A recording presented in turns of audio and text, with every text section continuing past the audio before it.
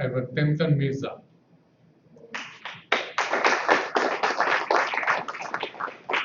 He's the Bombay of choice from London, Ontario to Detroit.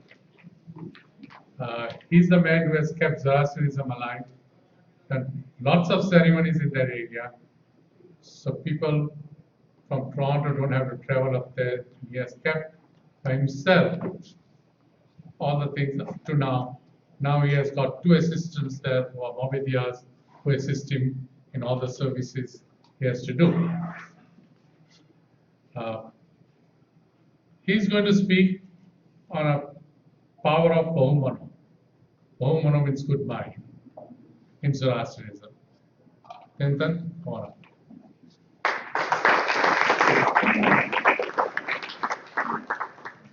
Okay, thank you very much for coming out to listen to us. My topic today is Bahumana. Bahu meaning good, mana is mind, good mind. Not any mind, but good mind. So definition of a mind, what is a mind? Mind is a set of cognitive functions that enable consciousness, perception, thinking, judgment, and memory. A characteristics of humans, but which may also apply to other life forms. It's not exclusive to humans. Other life forms also have some sort of a mind. So it is a common belief that the mind is the activity of the brain. So we have the brain, and the activity of the brain is mind. There are many references in Avesta on Bahumana, good mind, many. But the most important part is the importance given to the Ameshaspan. The second Ameshaspan is Baman, Bahumana, right next to our Mazda, the Lord of Wisdom.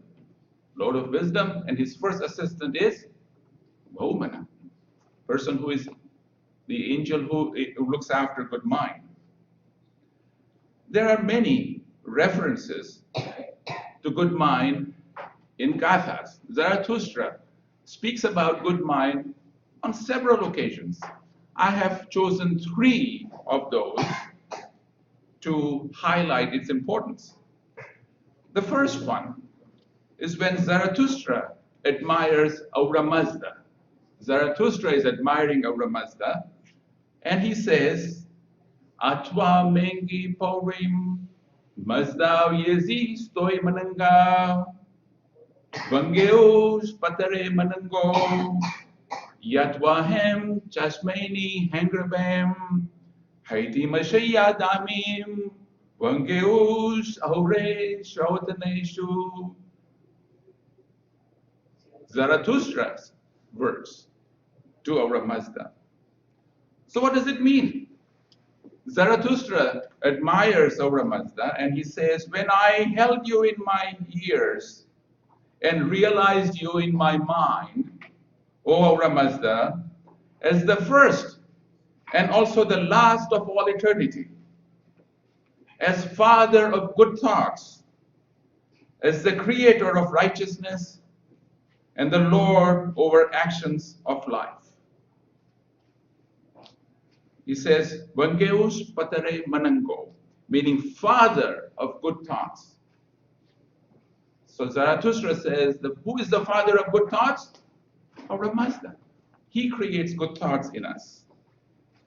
The second part, where Zarathustra addresses his followers, and he says that, and now I shall speak of the words which have been revealed to me by his Lord Aura Mazda.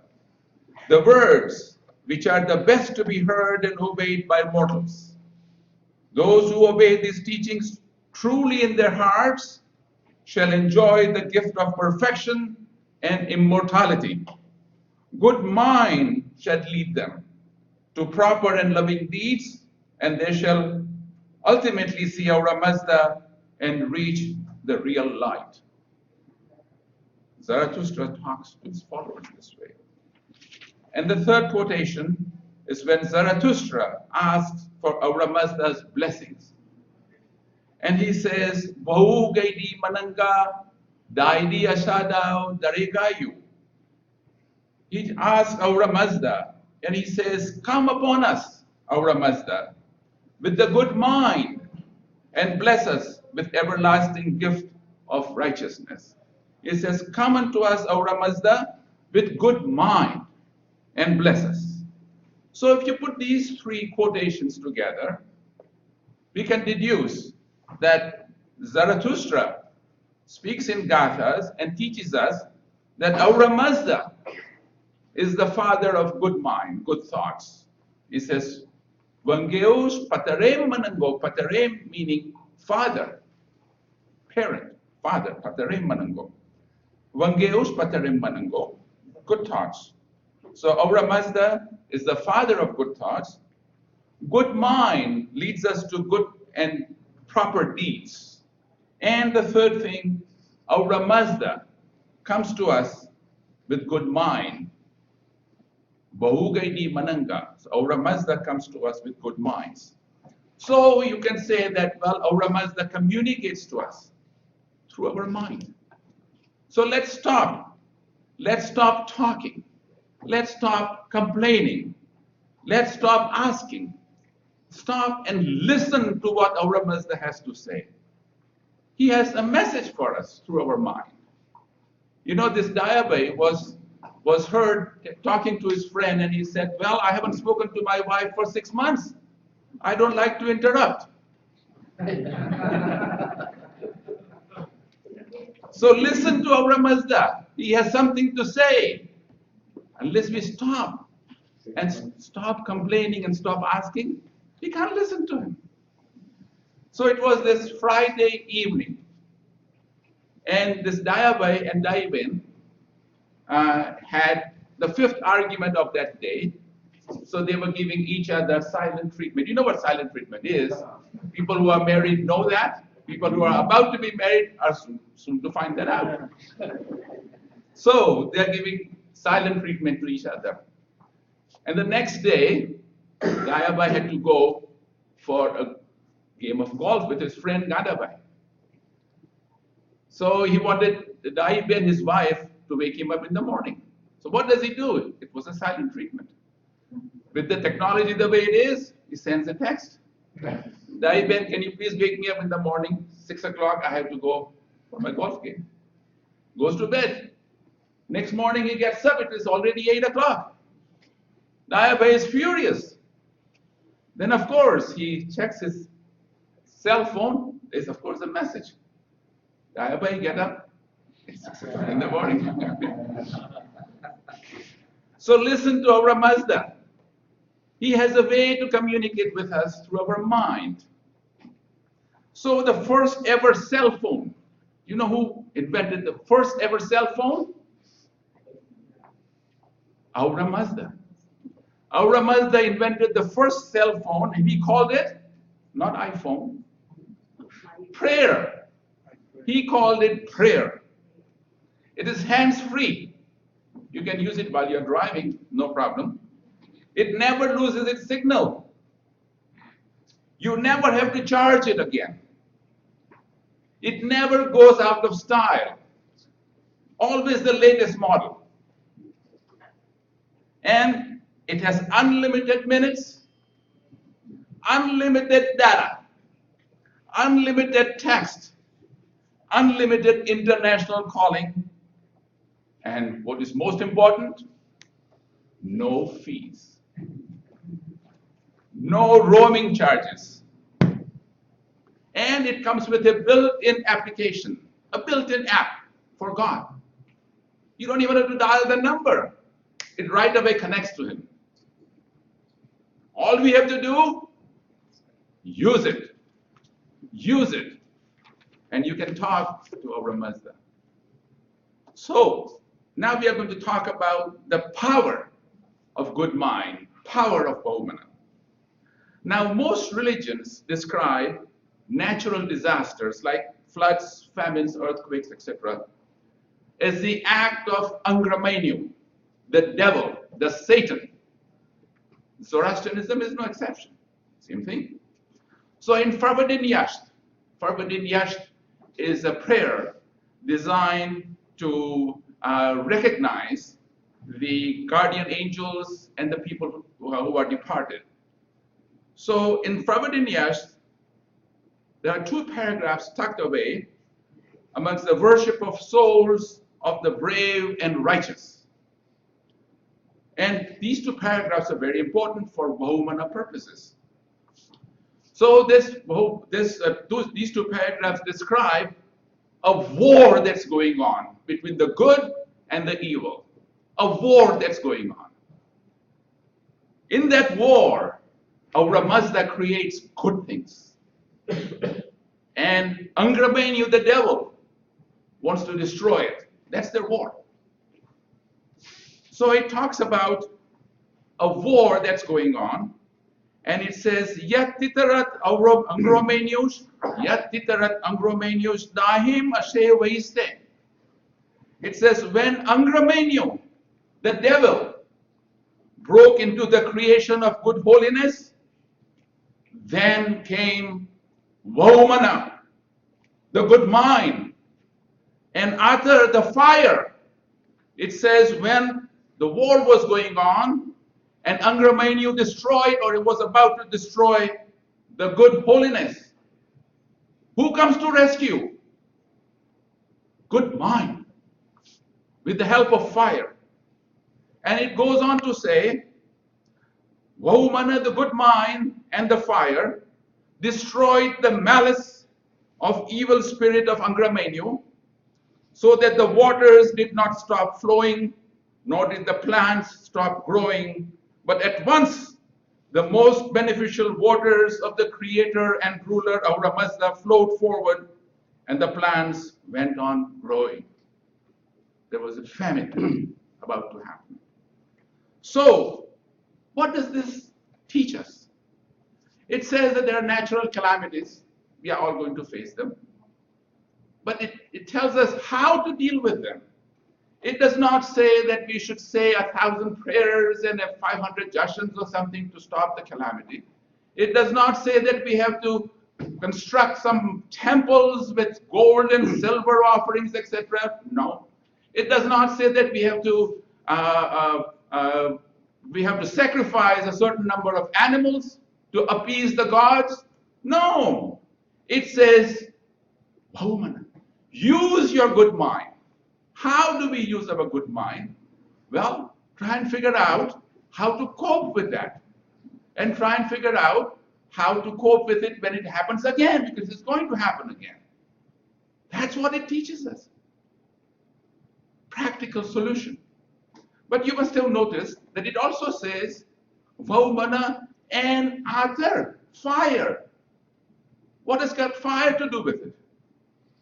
Why fire? Well, the fire is a representation of his creations here. Meaning that, well, use your good mind and take assistance of all other creations to deal with these calamities. That's what it says. So therefore, when there is devil, and the devil tries to keep you down, suppress you, make you miserable, or destroy you, all you need to do is remind yourself of God's most important gift, good mind. Tell the devil that you have the most powerful weapon that God has ever invented. That is your good mind. And then you should be fine. You know, the devil is not very stupid. The devil knows that you have a good mind. He still tries to create mischief. Why? He knows you have a good mind, but he is banking that you're not going to use it. So use your good mind and use your most powerful gift to you to make sure that you live a good life. So this Dayabai Morbid, he was a Morbid. He just came home from his duties at the Darbemir, and he saw his wife come in from the other door. And she was carrying a nice bag. And he looks at the bag, and he exactly knows what's in it. And he says, another dress? Another dress? This is the third dress you have bought this week. 3 dresses in a week? That's ridiculous. What does Daiben say? Daiben says, I didn't buy this dress. The devil made me buy the dress. Daiben says, how would devil make you buy the dress? What happened?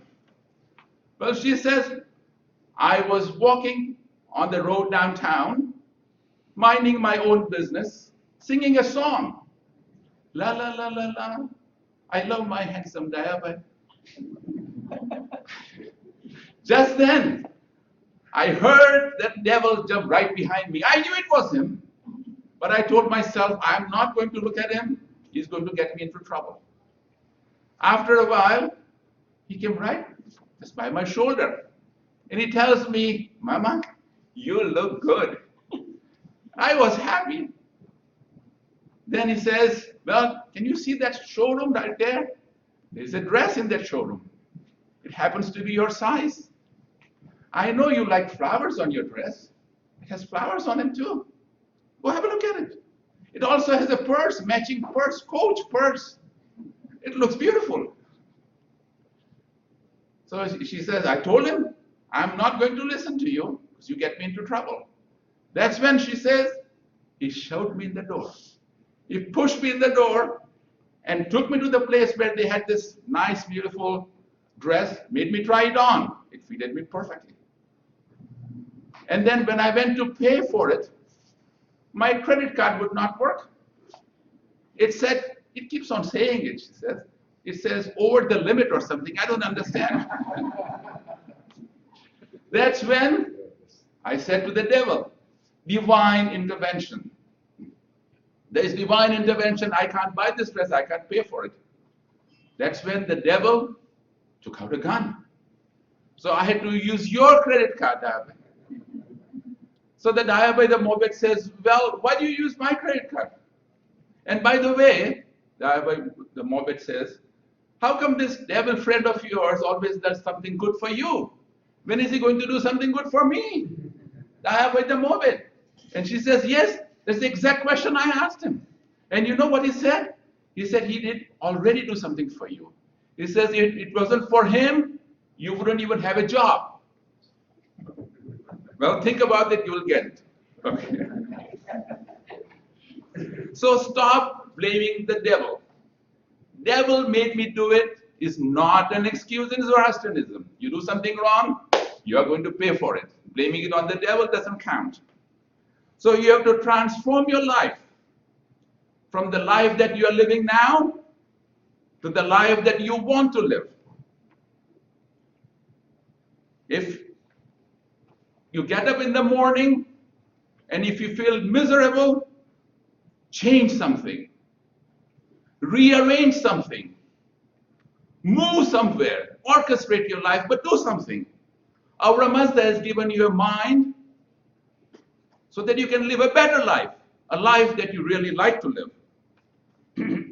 And you have to renew your mind every so often. Our Mazda has given you a mind that needs constant renewal. So transforming life is an ongoing process. There is a constant battle between the good and the evil. It's constant battle. You have to fix your mind so you can handle the change in your mind. You cannot transform your mind without renewing your mind. So first you have to do is to clear up the old mind. Let the old things go. Let's get rid of all the jealousy, all the pettiness, all the strife, malice, blaming other people for all your problems. Let it go. Let it go. Be free and loose and take time to renew your mind. It's a constant fight. And then you have to make up your mind to be happy.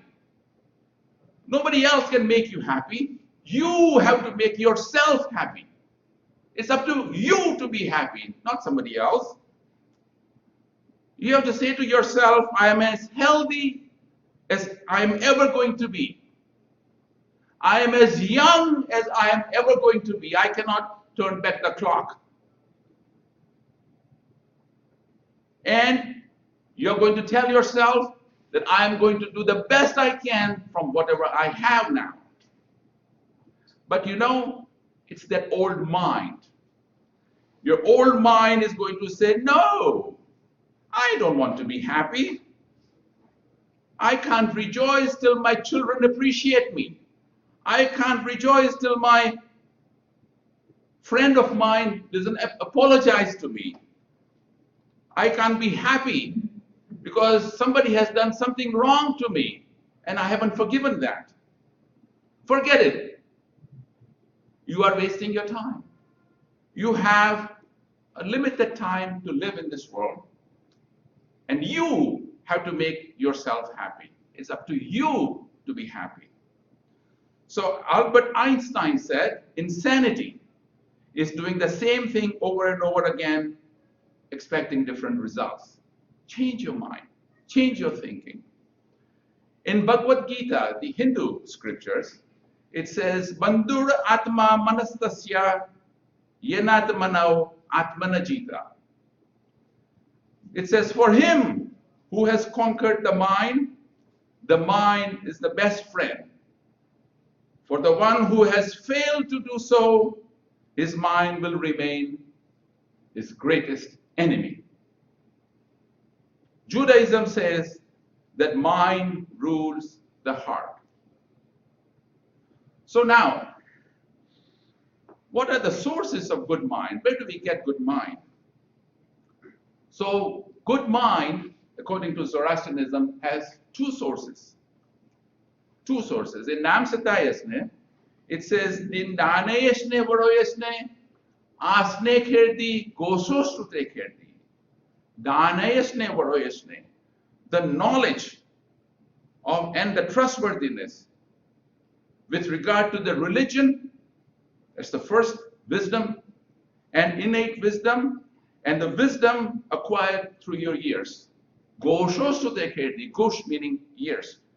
The wisdom that you acquire through your years and the wisdom that is given to us in our scriptures. You have to use two wisdoms together. What does that mean? It says basically that, well, there are certain principles and laws, etc., given to us by our prophet Zarathustra. And then we have to apply those to our present circumstances. We cannot say that it was said a certain number of years about a certain situation that applies today. No, it doesn't. Because we have to take the second source of knowledge, which is today's situation, and apply it in today's situation. Also in Avasta, in Yasna 25, it also says that Vaidim matrem spentem yazamaide, asnem kratem mazdadatem yazamaide, goso shrute kratum mazdadatem yazamaide. It says we honor that science, which is matra spenta, good thoughts, and the wisdom that Aura Mazda made, and the derived understanding heard with ears and Aura Mazda made. So you have to use both sources of knowledge. So you have to make a decision with both sources of knowledge. So you have to change your mind. If you cannot change your mind, you have to wonder whether you have one. Ralph Emerson said that every minute you remain angry, you give up 60 seconds of peace of mind. Buddha said the mind is everything. What you think, you become. So now people who have run a marathon would know the importance of mind. You train for a marathon, you sacrifice number of days because you have to train, you do your trial runs, etc. You watch your diet, you make sure you get proper sleep. And it's the day of your marathon, you get up in the morning and you line up with other people who are going to run with you. And then you hear the sound of the gun and you pass the start line and you're running and you are about 3/4 of the way, and then suddenly something happens. 3/4 of the way, you are tired, you are hungry, you are thirsty, you sweat, your body aches, your feet ache, your back aches, and suddenly your body goes on strike. It says, that's it, I can't take it anymore. I don't want to do it now. That's it. That's when your mind wakes up and it says, wait a minute, what are you talking about that you can't do it? We are going to do it together. Pull up your socks, start running, let's go. And the mind takes over and you start running again and you keep on running until you see the finish line. And then suddenly, when it lasts about 100 feet or so, you find energy that you thought had left you. Suddenly you feel strong again and you keep on running as you run through the finish line with your hands held high in the sign of victory.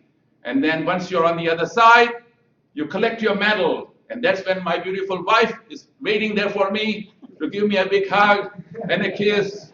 And she says in my ears, well done, and I'm proud of you. It makes it all worthwhile. It's the mind that makes you do that. It's the mind. If it was up to the body, it will not even get up in the morning. But it's the mind that says, I have made up my mind. We are going to run that marathon, and we do it. So it's your mind. Okay. So the next question, who has more good mind? Who is wiser, basically? So in Vanidad, it says that Vahumano is more a possession of a hardworking man of the world who has married and toils for his family than the celibate. It says a married person is smarter. A person who toils for his family, meaning a person who works, is smarter rather than a person who is celibate and who doesn't work. In Bible, it says two are better than one because they have a good return for their work. If one falls down, his friend can help him up. But pity the man who falls and who has no one to pick him up. Bible says that. But I like Socrates' quote the best. Socrates, the philosopher, said, and by the way, Socrates was very unlucky in marriage. So Socrates says, my advice to you is to get married. If you find a good wife, you will be happy. If not, you will be a philosopher. So now the question is, are you smart and therefore you got married? Or you are smart because you got married? And I would like you to ponder this as you drive back home with your spouse. Show of hands. Yes. Show of hands. Show of hands. Okay, so we talk about free will and determinism. What is determinism? Determinism is a belief that events are caused by things that happened before them, and people have no real ability to make choices or control what happens. Meaning that it happens, I can't be responsible, it's beyond my control. Or do you have free will? Well, Shakespeare, through Julius Caesar, said, it is not in the stars to hold our destiny, it's in ourselves. So, what does Zoroastrianism say about free will as opposed to determinism? So in Gatha Aunavaiti, and perhaps the most quoted paragraphs in Gathas, it says, Stauta Geushai Swaista, Avenata Sutta Mananga, Averenao Vichitrayao, Narem Kakayai Tanuye, Paramazayango, Amine Sasdiyai, Baudango Paiti. So Zarathustra says to us, it says, hear the best truth with your ears and decide by your own mind. Let everybody for his own self and find out what he ought to do. before the great trial, let's wake up and hear this counsel. So he says, you have to figure out things yourself. Hear through your good mind. Hear through your ears and process that information through your good mind, he says. So free will is prescribed by Zoroastrianism. You have to take responsibility of your actions. Free will and determinism are like game of cards, Jawaharlal Nehru said. Free will and determination are like game of cards. The hand that is dealt with is determinism. The way you play it is free will. Stephen Hawking. Now, Stephen Hawking is as you, all of us know Stephen Hawking. He is a proponent of determinism to a certain extent. But he says that even, I have noticed that even people who claim everything is predetermined and that we can do nothing to change it, look both ways before they cross the road. Think about it. Okay, now, meditation. How do you acquire good mind? How do you get it? Through meditation. In Gathas it says, Spentematwa mazdao mengiora, yatma vahu pairi jasat mananga, dasyat ustad, tushna maiti shvaista.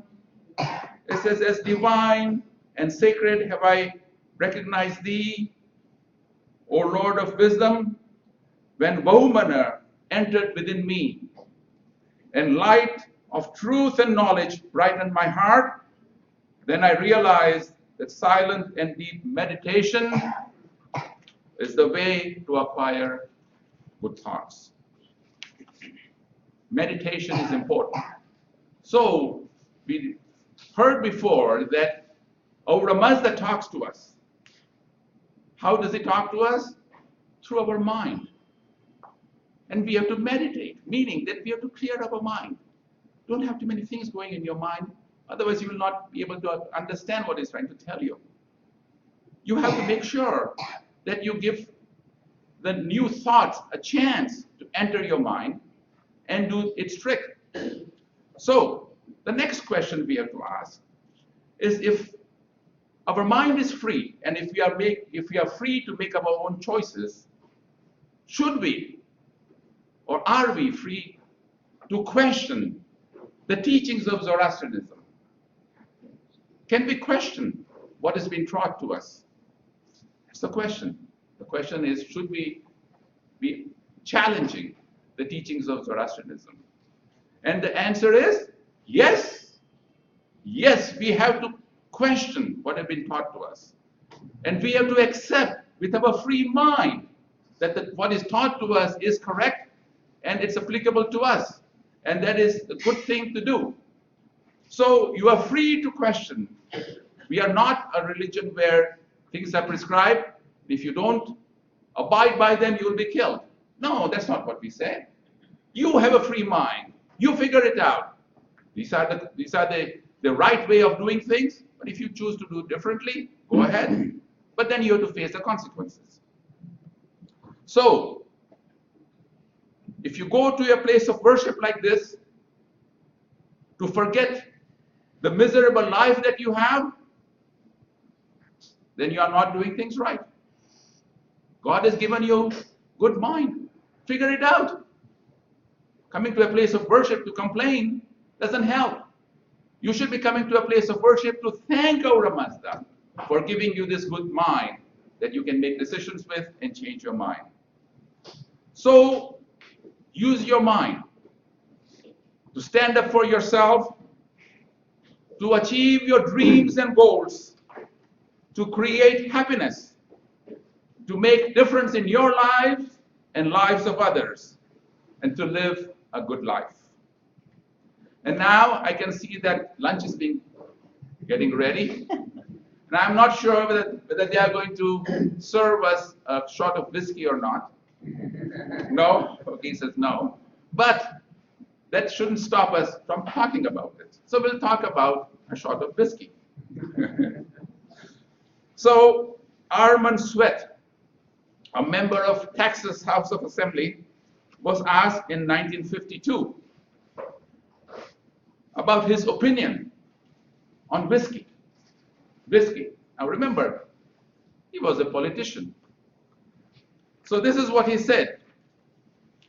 If you mean whiskey, the devil's brew, the poison, the bloody monster that defies innocence, dethrones reason, destroys the home, creates misery and poverty, literally takes the bread from the mouth of little children, if you mean that devil that topples Christian men and women from the pinnacle of righteous and gracious living into the bottomless pit of degradation, shame, despair, helplessness, and hopelessness, then my friends, I am against it with every fiber in my body. But remember, he's a politician. Then he says, however, if by whiskey you mean the lubricant of conversation, the philosophic juice, the liquid that consumed when good fellows get together, that puts a song in their hearts and a warm glow of contentment in their eyes, if you mean the Christmas cheer, the simulating sip that puts a little spring in the steps of elderly gentlemen on a frosty morning, if you mean that drink that enables man to magnify his glory and to forget life's great tragedies, heartaches, and sorrows, then my friends, I am for it. Right? The claps goes to Mr. Sweat, who said that. Okay, so what makes a sip of whiskey or a glass of whiskey a devil's brew or a gentleman's drink? It's your mind that makes it that. It's your mind. If you can control your mind and have one shot, okay, it's gentleman's drink. But if your mind takes over and you had the whole bottle, it's devil's brew. It's your mind that makes it. So, our mind leads us to our actions. So when you have to choose between a regular peg, a Parsi peg, or a liter peg, use your good mind. When you have to choose between a slice of cake or the whole cake at once, use your good mind. When you have to choose between saying a couch potato or go out for a walk or a jog, use your good mind. When you have to choose to feel sorry for yourself or go up and do something about it, use your good mind. When you have to choose between cursing the darkness and lighting a candle, use your good mind. When you have to choose between being miserable and being happy, use your good mind. And when you have to choose between sitting all alone in your room or go where the music plays, use your good mind. Life is too short, ladies and gentlemen, and our Mazda has given us good mind. Thank him for giving us good mind. Use it and make your life the best that you can ever have. Thank you.